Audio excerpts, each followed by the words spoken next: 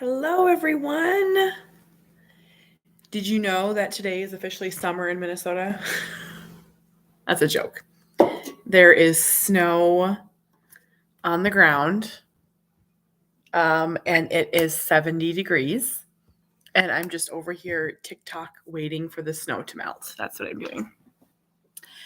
Once again, I have like 4 followers here, so I'm pretty sure no one's going to watch me live, but I'm trying to start branching out and building a community over here as well. Slowly dipping my toe in to the scary unknown of YouTube. Hi, Brittany. Hello. Hi, Cheryl. So it's a gorgeous Monday. Every Monday, I just pretty much play catch up because on Fridays, I have kids home. We have never gotten into a good schedule or routine with daycare and life. And I don't recommend it. Raise your hand. There's 7 of you, so there's got to be one. But raise your hand if you sort of feel like you're always failing at something. So I'm a mom first. 4 kids. They are 12, 10, 4, and 1. But I love working. I love working. I've never had the chops, the patience, ambition to be a stay-at-home mom, but I also want every minute with my babies. See where that's a little conflicting? Like I want every second with them, but I also want to be super successful. So what happens is I'm constantly trying to make everything work. And the way I describe it is I'm constantly juggling all the plates and I'm not doing very well at any of them, but none of them are falling. So I'm volunteering at school and I'm getting something for the bake sale and I'm signing the permission slip and I'm doing the Easter baskets and I'm skating by on a book proposal and that's me. And I don't recommend that to anybody. I don't think that what I do is right, but I'm sure as heck trying. Oh, thank you, Andrea. I don't feel that way. Oh my gosh. I think, the way things look, sometimes I wonder if I only share the highlight reel. I try not to. I try to be as real as I possibly can. I had someone say the other day, so I did a cooking live, my own like made up cooking live with Harbor.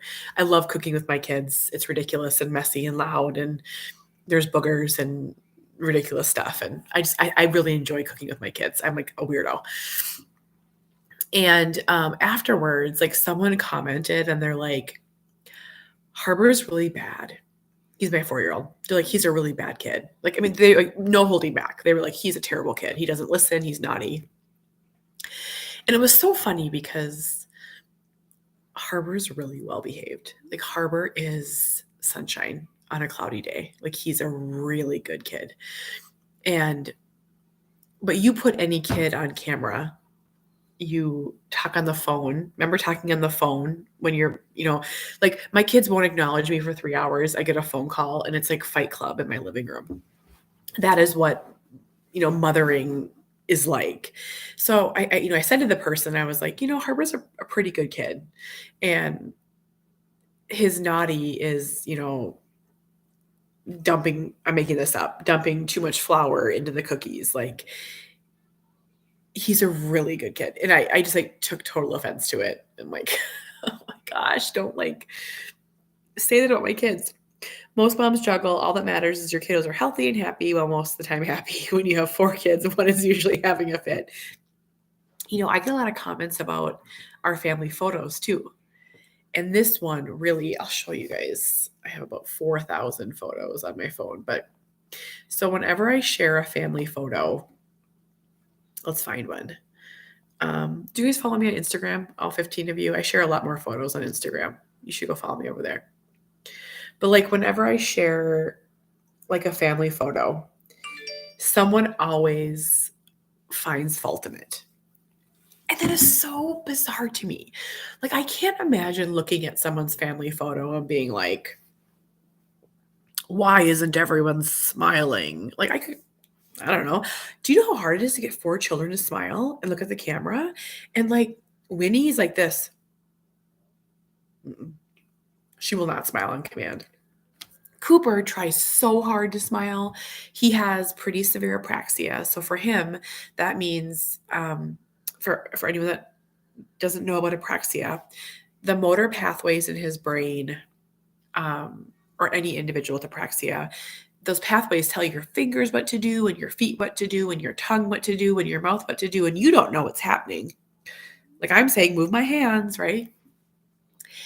His get a little potholy and they don't always work. So he will lose his smile. It's happened 100 times since he was born. It comes back. He loses skills. So I get like really defensive when people are like, why does he look so crabby? And I'm like, he doesn't. He doesn't look crabby. He's smiling. I tell you. So, topic for today that I thought I would dip my toe into. And I don't know, who's watching. Oh, hi, Carrie Ann. Carrie Ann, I haven't seen one of your food posts in a while. Am I just missing them? I love your food posts. I haven't seen one in a while. So, siblings. I think the more that I get into this parenting, autism, parenting, disability, whatever you choose to say, parenting special needs world, I'm realizing how it affects each member of the family in different ways, including the individual. Cooper's autism affects him in one way. Sawyer, Harbor, Winnie, Jamie, my husband, me, we all have settled in. We all have different roles. And I think that's really going to be part of my message, as much as I can respectfully say, because I'm not a sibling, I'm not a dad. I don't know what that feels like. But we're entering this new territory with Sawyer. So Sawyer is 10. That's him right there at age 9. How cute he is. Oh my gosh, he's so cute. And he is a wonderful brother. Sawyer's my empathetic old soul. And he's really starting to understand that his brother is different. And we have never hid autism. We've never shushed it or whispered it. We've always talked really openly and honestly at an age appropriate level with Sawyer. I think have done a good job with that. That's something that we take pride in, is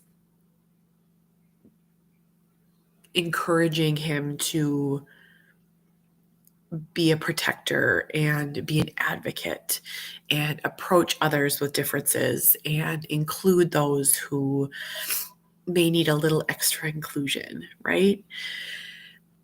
And lately he's been having some real big feelings about having a brother and what his role is. So this weekend, 3 different times in one night, Friday, he came up to me very emotionally, and I won't go into details, but just really worried about the future. Didn't even necessarily mention Cooper, but just worried that mom wasn't going to be around and worried that something was going to happen to me. He's like, I love you so much. I'll never leave you. And I was like, buddy, I'm not going anywhere. I'm not going anywhere. I'm here. I'm here with you forever. And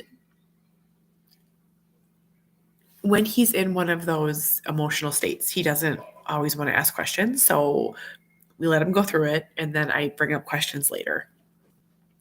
So I said to him, and I was like, buddy, what caused all those big feelings? Like, what was going on? And he's like, I'm just so scared about Cooper's future. And I was like, why? Why?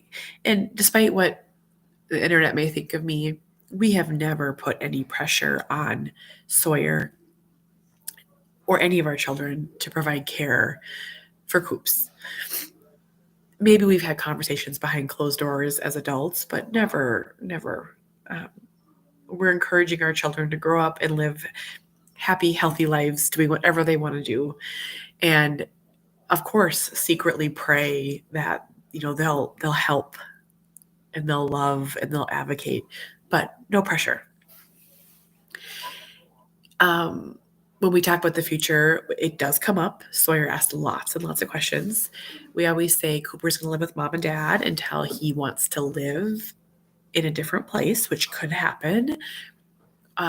Or if something happens to mom and dad, he'll live in a different place. And I hear someone walking around. I have a little cold, so I'm drinking some extra caffeine. But so Saturday morning, I asked Sawyer, I'm like, where did those feelings come from? And I think it was from watching The Greatest Showman. I've never seen it. But he was asking me questions about why people with disabilities were in the circus. And it totally caught me off guard. Like I was like, and I put two and two together after. I was like, where is this coming from? And, he's crying and he's like, people with autism are hated because they're different. People with autism are put away. They're sent to the circus. And I was like, buddy, nothing is happening to Cooper. He's staying with us forever, and I'm just really trying to. Cooper, what are you doing? Is that you? What are you doing in there? Hi, you're welcome. Are you getting a snack? You want to see a train? An Amtrak? Me and you. Choo-choo. Okay, 4 more good days at school and we can go on a train. 4. And, I was trying to think, I'm like, have I mentioned anything about the history of advocacy? Because years ago, children like Cooper were put in institutions. That's a fact, not one that we've shared with Cooper, but that's a fact that we as adults can discuss. Institutions are closed here now in Minnesota, and I think across the United States. I don't know that fact for sure. But, we're going to keep Cooper here. And he's like, I just am so scared that, once you guys are gone, that he's going to be given away. And I'm like, oh my gosh, bud. I just think about the weight of, and here's the other thing I want to say. If you ever feel the need to defend this in your personal lives, kids are really smart and they're really intuitive. And while we have never, ever put pressure on Sawyer to provide care to his older brother, it's instinctual. He reaches for his hand. He helps him with his shoes. He buckles his seatbelt. It's just instinctual because these kids are born with hearts 3 times the size because they're so phenomenal. It just happens. It's just modeled. It's just love that comes out of them.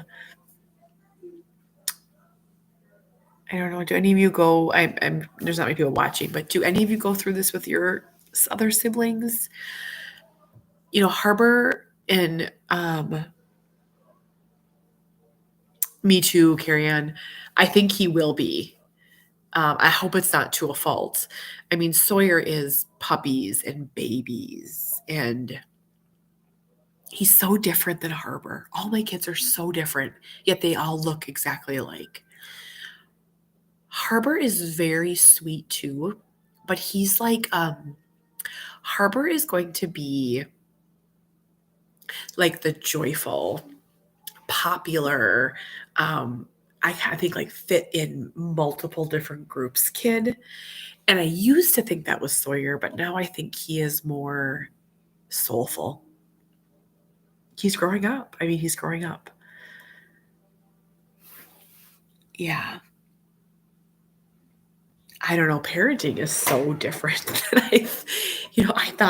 I always thought the hardest thing that I'm ever going to have to do is navigate the beginning of autism and getting care set up for Cooper, getting supports and services, fighting those fights that seem to be never ending.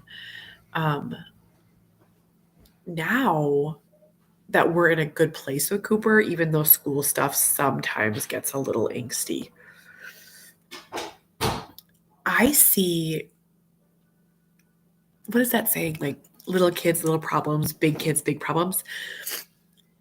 I'm like terrified of like drugs and alcohol and partying and drinking and driving. And it's like, there's like this unique blessing that I'll never have to worry about that with Cooper. Like he will be safe. Cooper likes to be in bed by 8:30. He has no desire to go where it's peoply. He likes to be right here. Sawyer's like, bye, see you later. He'd take off for days if we let him. Sawyer would leave. Oh gosh, I don't know. Navigating it, I don't know. Okay, everyone. Thanks for chatting. A few of you, I appreciate that. Give me a follow on Facebook if you don't. That's where I'm the most active. I like to share reels over there and videos. I'm on Instagram, and grab my book if you haven't. I don't have a copy here, but it's Forever Boy. And thanks for being here. Goodbye, everyone. He only wants to go to Walgreens. You know what's so funny, Kay? He did go to Walgreens with his buddies. They rode their bikes, and I drove. I didn't have enough time to walk with them, so I drove and followed them the whole way and sat in the parking lot, went in with them, and then followed them home. And I'm glad I did, because I don't think personally that 10-year-old boys have quite enough etiquette to be in stores alone. They didn't do anything wrong. They just don't really totally understand social norms yet. And I think they have to learn them. So, and that's how we practice. We have hockey and baseball tonight. Tomorrow, Cooper's starting an art class, which I'm pretty excited about. I don't think he's going to love it, but I think he's going to like going. Live on Facebook tomorrow with my friend Kim, if you want to come watch that. Kim has a daughter in her 20s who is not technically nonverbal. She's amazing. Her name is Alyssa. Come watch that. That's at 10 a.m. tomorrow. What else do I have? Wednesday, we have a sports sampler with Cooper. We have a busy week. I'm going to a bookstore on Friday to sign books. Saturday, I have a presentation. I hope I feel better. The dangest cold. We don't have these conversations. Oh, Carrie Ann, yep. I don't either. I'm terrified of the future. Gosh, I can be honest about that. I am terrified. I don't know. Okay, I'm going to go, guys. Have a wonderful day. Thank you for watching. Bye-bye, bye-bye.